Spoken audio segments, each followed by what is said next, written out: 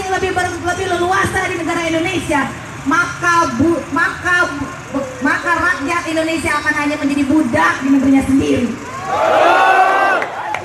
Rekan-rekan sekalian, ketika Serikat Pekerja memperjuangkan agar pekerja di Indonesia ini menjadi pekerja tetap, Undang-Undang Cipta Kerja justru tidak menginginkan kita semua menjadi pekerja tetap. Dengan hilangnya hak kita sebagai pekerja tetap, maka 3 jaminan itu akan hilang. Jaminan upah, jaminan kepastian upah, jaminan kepastian pekerjaan, dan jaminan kepastian sosial. Itu akan hilang dengan sendirinya dari tubuh kita sebagai pekerja tetap. Akan kita biarkan? Tidak. Akan kita biarkan? Tidak. Rekan-rekan sekalian, tidak usah bicara tentang cuti dan sebagainya. Ketika sebagai pekerja tetap itu hilang, yang ada hanya pegawai kontrak, yang hanya ada outsourcing, yang hanya ada kerja dengan satuan waktu dan satuan atau yang kita sebut borongan, maka hak kalian semua tentang cuti haid, cuti melahirkan, dan cuti-cuti yang lainnya juga otomatis akan hilang. Ketika kami memperjuangkan cuti melahirkan untuk para perempuan, maka Undang-Undang Cipta Kerja tidak menginginkan itu. Di mana perlindungan negara terhadap ibu pertiwi. Kita ketahui bersama berapa jumlah perempuan yang menjadi tulang punggung di negeri ini.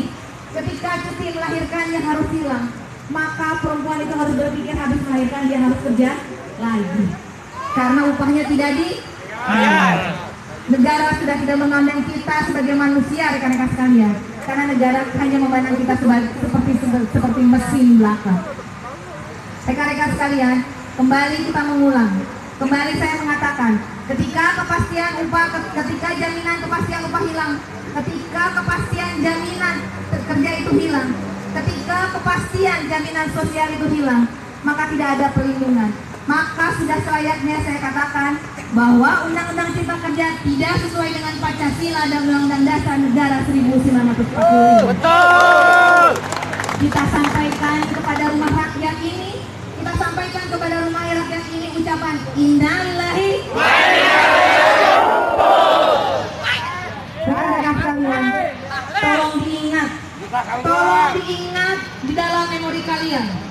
Partai-partai yang hari ini mendukung Omnibus Law, ketika kedepannya kalian hanya dibayar dengan Rp50.000 dan Rp100.000 sampai berapa rupiah pun, inilah harga yang sudah mereka bayarkan kepada kita semua.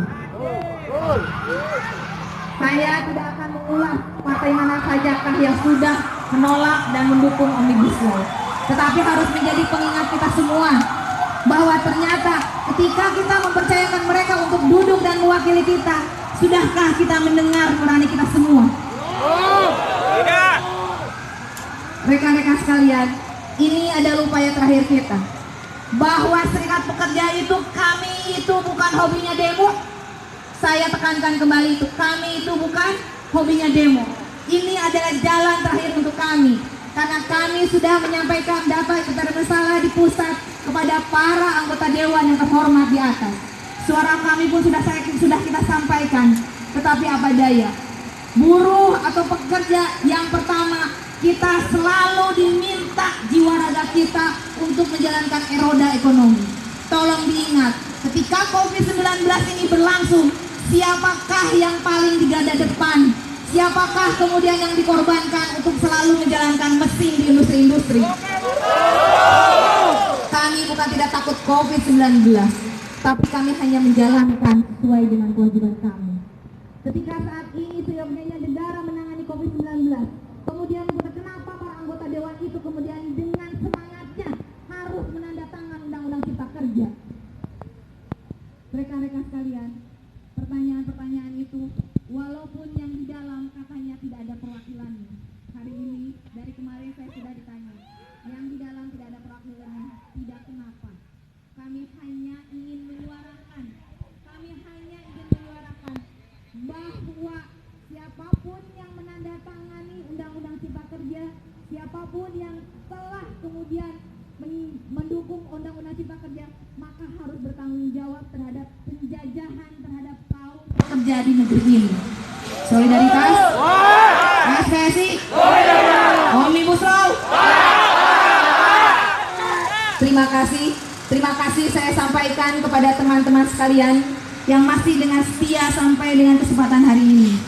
Sampaikan kepada kawan-kawan yang masih bekerja di sana, sadarkanlah mereka bahwa negara dan pemerintah membutuhkan pekerja.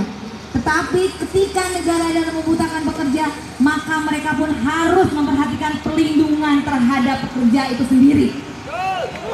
Sampaikan itu kepada teman-teman yang masih bekerja di sana.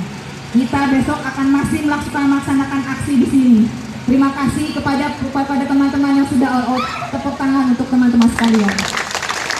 Rekan-rekan sekalian, besok kita masih all out. Hari Rabu kita ke Jakarta.